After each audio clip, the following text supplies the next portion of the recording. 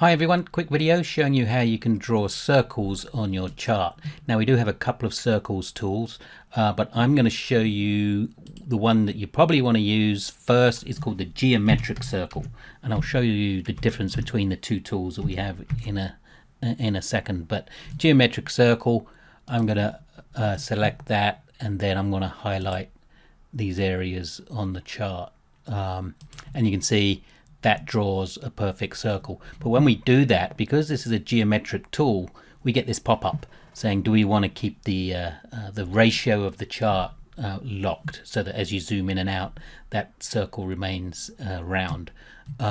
So click yes, and when we do that, you see as we zoom in and out, the price scale is locked. There's a padlock at the top of the chart, and also in the bottom right corner for the time price ratio. I won't go into too much detail about what that is, but I did do a video on scaling charts, another quick video, so maybe look for that, and that will explain a little bit more. But that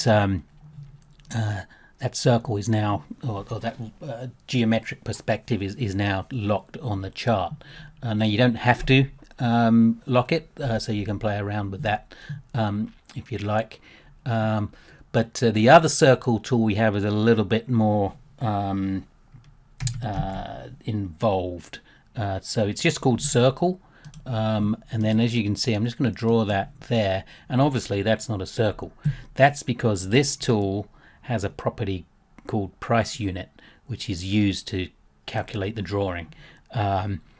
So 0.01 on this chart over the index that's up in the thousands, that's way too small.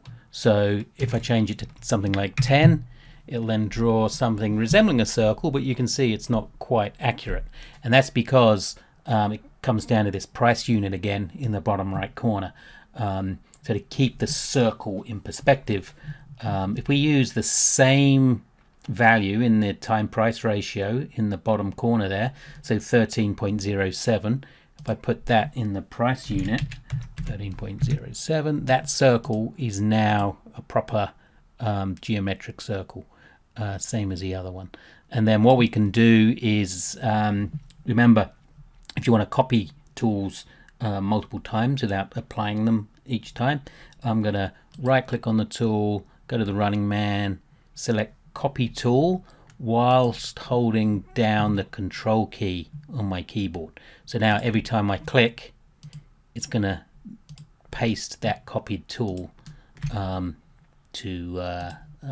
wherever I click. And you can see this is a linear regression band, by the way, on the index, and you can see since 2009, since that low in the markets on a weekly chart, we're now right at the upper level of that regression band. So but anyway, that's how you can use the circle tool.